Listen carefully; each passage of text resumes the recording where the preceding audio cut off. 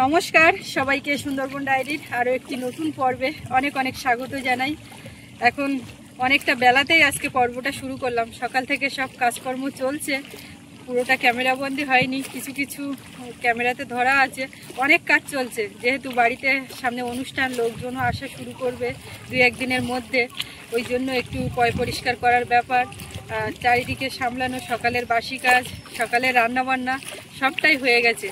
একেবারে সব কাজ সেরে চান দান করে সোনামাকে চান করিয়ে ঘুম পাড়িয়ে তারপরে এই পর্বটা শুরু করলাম। সকালে খাওয়া দাওয়াও সবার কমপ্লিট। গতকাল আমাদের আপ্যায়নে আমাদের একজন দাদাভাই, তার সঙ্গে মহারাজ এসেছিলেন এই মেলার উদ্বোধনী অনুষ্ঠানের জন্য। তো সকালবেলা একেবারে খুব সকালে ওনারা দুজন বেরিয়ে গেছেন। তো সেই থেকে সকালটাতে শুরু হয়েছে। আর ও একটু যে বেলায় ঘুমাবে, কালকে অনেক রাত্রি ফিরেছে, তারপরে ওনাদের যাওয়ার সময় উঠে একটু এগিয়ে দিয়ে তারপর ওদিকে চলে গেছে আবার মেলার ওখানটায়। ওখানে সকালবেলা প্রসাদ বিতরণী হলো, সব মাইকে শুনতে পাচ্ছি, যায়নি, যাওয়া হয়নি, তো ওদিকটায় আছে।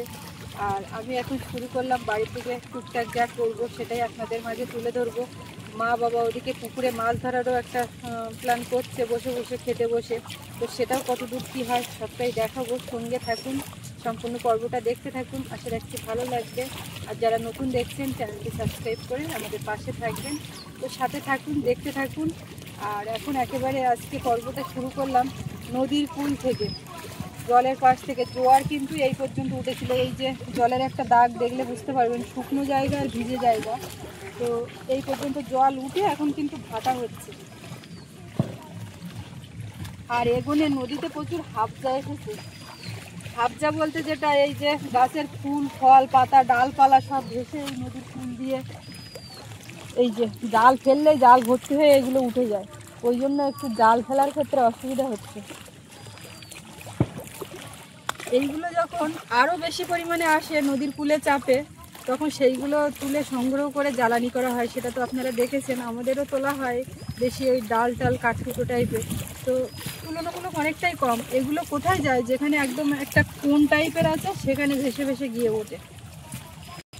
মা বলছিল যে এগোনে জাল ফেলে মাছ কিছু স্টক করবে, সবাই আসবে বলে, কিন্তু এগোনেই ঠিক করে সেরকম মাছ হয়নি।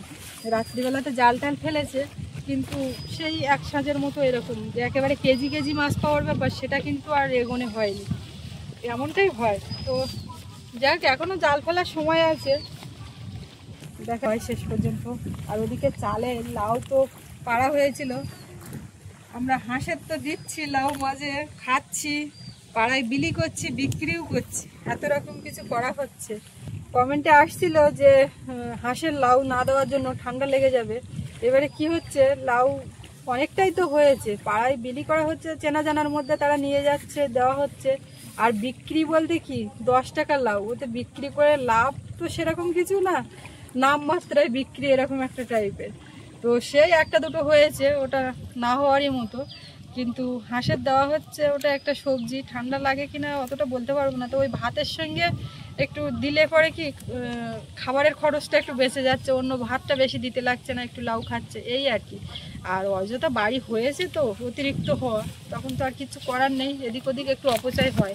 আর লাউ কত বা খাওয়া যায়, যে কোনো জিনিস বাড়িতে হলে তখন আর কিন্তু সেই খাওয়ার চাহিদাটা থাকে না। যখন না হবে তখন মনে হবে যে যে কোনো জিনিসের প্রতি একটা ইচ্ছে চাহিদা থাকে। আর যখন এত এত চোখের সামনে দেখা হয় তখন সেই এটা থাকে না। আগের দিন তো নেমেছিল 8টা না 9টা, আর এখনও 4-5টা নামবে এরকম।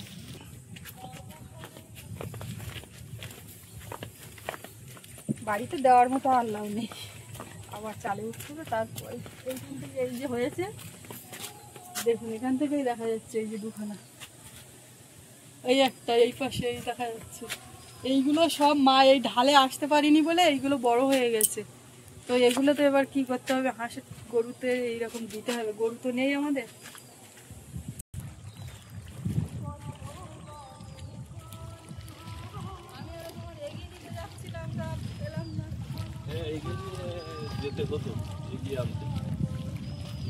কালকে সারা রাত ঘুম তো হয়নি, মোটামুটি 3টের দিকে বোধহয় শুয়েছি। 4টে 4:30 থেকে মহারাজ ফোন করছিল, পলাশবাবু বেরিয়ে যেতে হবে, অনেক দূরে যাব।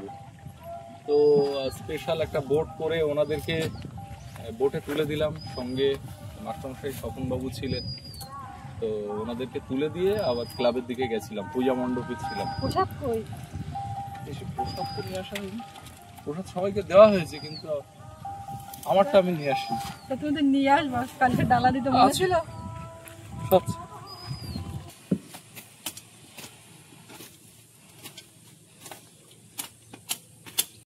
এই জায়গায় এই জমাট বাঁধা সিমেন্টের বস্তা এইখানে দেওয়া হচ্ছে, এখানে রেডি করেছে, ইট দিয়ে মাটি দিয়ে পুকুর পাড়ে উঠোনটা ফাঁকা হচ্ছে।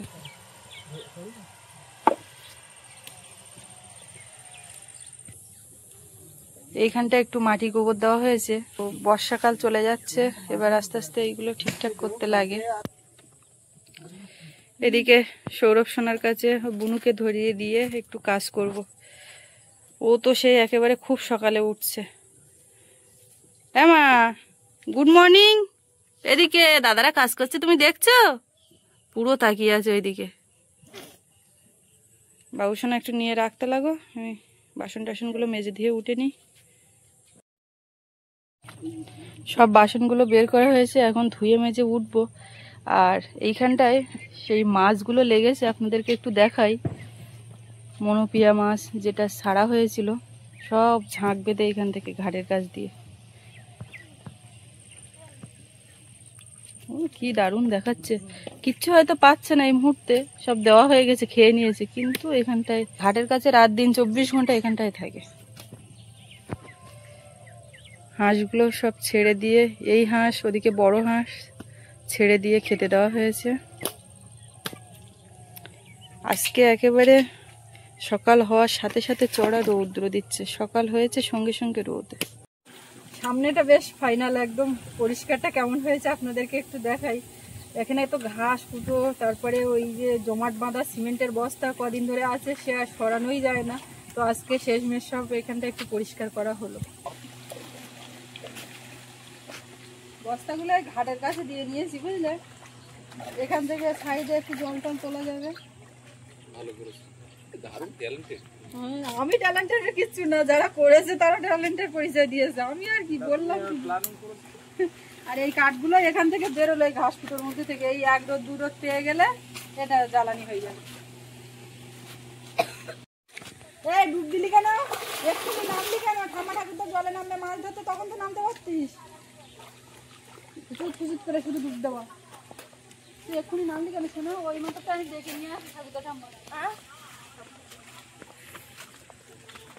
রাস্তার উপর থেকে বাড়ির দিকে এসে দেখলাম মা বাবা দুজন এ মাথায় নেই। সৌরভ বললো ওদিকে গেছে, একটু যাই দেখি ওদিকে। বাবা সেই কি করেছে, 1 প্যাকেট মুড়ি কালকে দোকান থেকে এনেছে, সেটার আর খোঁজ মিলছে না। আমি বলি কোথায় গেল কোথায় গেল। এখন সে মুড়ি ওই মাথায় নিয়ে গিয়ে বলে আমি এটা মাছের দফায় রাখবো, মানে প্রত্যেকদিন পুকুরে একটু দেবে আর ওই জল ঘরে বসে বসে মাছ দেখবে। পুকুরে তো মুড়ি খাওয়া, এমনি ভাত দেওয়া হয়, বেশি হলে বা না হলেও হাঁড়ির থেকে নিয়ে মাছের জন্য দেওয়া হচ্ছে। তো এবারে ওই মুড়ি প্রত্যেকদিন দেবে আর দেখবে, তো সেই কাজটা এখন করছে নাকি, সেটাও একটা ব্যাপার। বেশ ভালো লাগে বসে বসে দেখতে। আগের দিন মা গিয়ে ভাতগুলো দিয়ে এসছে, আমি ভিডিওতে দেখলাম, বেশ ভালো লাগে। কিন্তু সচক্ষে বসে বসে দেখতে একটা এর আনন্দই আলাদা। আপনাদেরকে যেমনটা বলছিলাম যে বাবা মুড়ি দেবে, একদম এসে তাই মুড়ি ভাসতে, সে তো বুঝতে পারছি মাছও ভাস। উড়ে বাবা, দেখার মতো। এইখানে মাছ ক্যামেরাতে আসছে, একদম সচক্ষে দেখতে পাচ্ছি প্রচুর। আজকে দিল বৌমা, হ্যাঁ 3টে কাতলা এরকম সাইজে, বড়, হ্যাঁ এরকম সাইজে, সব একসঙ্গে 1 লাইন দিয়ে। তুমি যা দেখালে তো এক স্বাদের মাছ, যা সাইজ দেখালে। হ্যাঁ বড় মাছ হয়েছে তো। কাতলা মাছ কইবা, তুমি তো বড় দেখাচ্ছিলে, সে কোথায় গেল? শোল কাতলা সব তুমি এই মুড়ি দেবো আর বসে বসে একা একা দেখবো, কখন দেখবো আমরা? টাইম মতো আসতে পারি না। এই একটা উঠেছে এদিকে, সব অতটা হয়তো দেখা যাচ্ছে না, কিন্তু পাতার আড়ালে ওর মধ্যে সুন্দর খেলা করছে, খাচ্ছে। এবছর এই পুকুরে তো 15 মাছের পুকুর হয়ে গেল। এখনো ঢালের ভিতরে মাছ খাওয়াচ্ছে তো। তোমার এই যা মুড়ি দেওয়া দেখছি, এতে করে চলে আসবে। দেখালে এই সাইজ মাছ, এই দেখালে তো না এই সঙ্গে সঙ্গে হাত তাহলে ওই হলেও তো ওটা 1 কেজির মতন হবে। 700 করে তাই 1 কেজিতে এমনি হয়ে ওই তো বড় মাছ ধরতে যাবে। তা সে যাই হোক, তা ওই রকম মাছ কটা দিকে একসঙ্গে?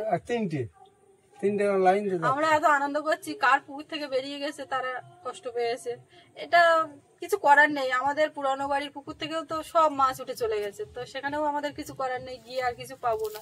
চারিদিকে মাঠ ঘাটের জল যখন নেমে আসবে, এই মাছ সব পুকুরে। এখন অনেকগুলো পুকুর আছে, ওই সামনে একটা, এদিক ওদিক সবার বাড়ির সামনে ডোবা টোবা আছে। তো এই পুকুরটা একেবারে প্রথম দিকে পরিষ্কার করে একদিক দিয়ে ভালো হয়েছে। একটু ঝোপ জঙ্গল মতো থাকলে সেখানে পালা দেওয়া, পালার গায়ে আসছে। তারপরে এই যে শাপলার পাতাগুলো ওর গায়ে বসে বসে দেখি ফুটফুট করে কি খাচ্ছে।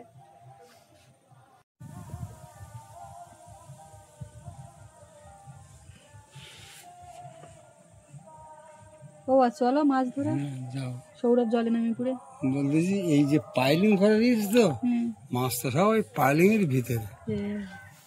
বিশাল এই পুকুর ব্যাট দিয়ে পাইলিং করা সোজা।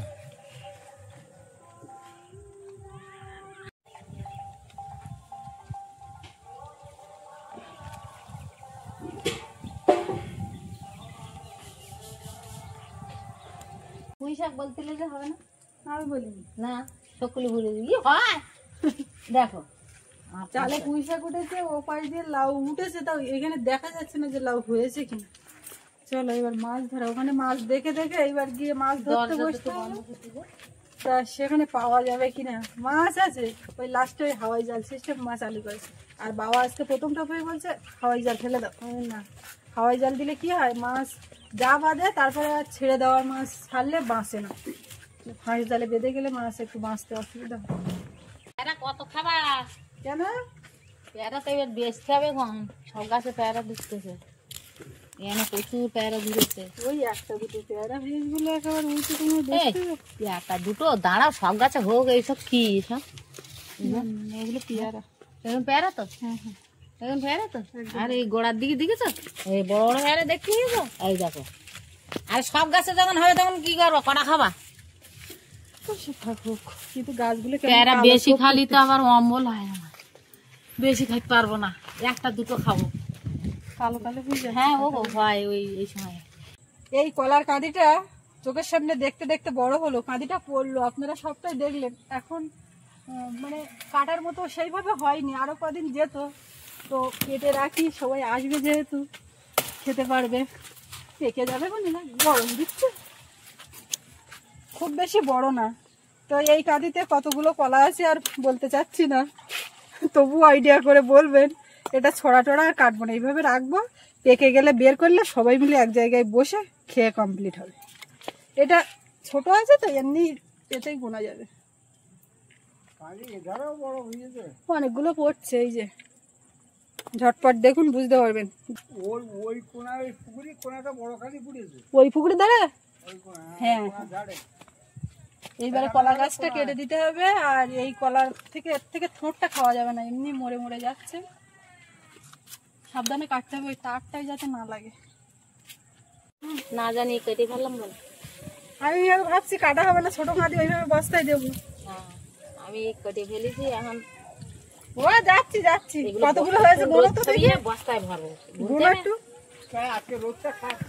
হ্যাঁ যাচ্ছি বাবা। তাই জানি কাল না কত বাচ্চা কাচ্চা আসবে কোথায়, বাড়ির কলা এমনি তো আর বড় কাঁদি নেই, আছে জাল সবে ধরো 4 4 8 আর 4 12 16 আর 4। ওদিকে আমার ঘুম পড়া মেয়ে উঠে গেছে, বেশিক্ষণ ঘুমাবে না। 25 26 27 28 জোরে কোনো আমার শুনতে পাচ্ছি না।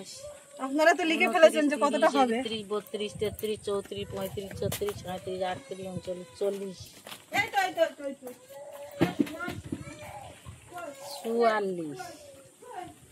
48 50 50 আর 5 55 আর 5 60 62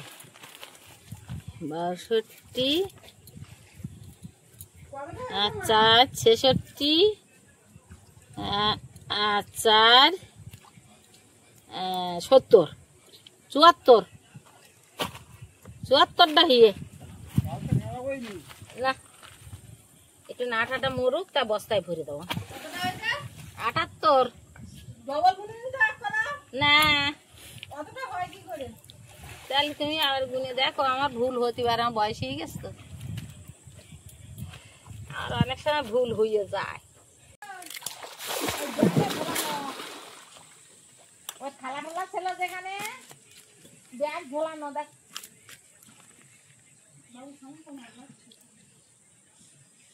দূরে সব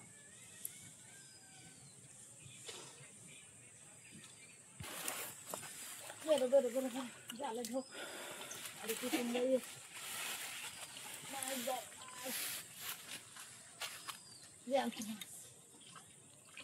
কই উপরে ওঠো,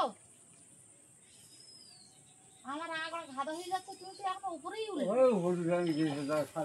না। মাছের কি খবর মা? এই তো সব একটা না, দেখো তোমার শেষ মেশ যদি না হয়, তোমার বুদ্ধি অ্যাপ্লাই করে ওই যার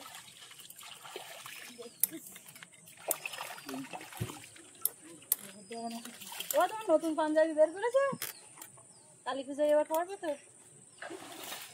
নতুন পাঞ্জাবি।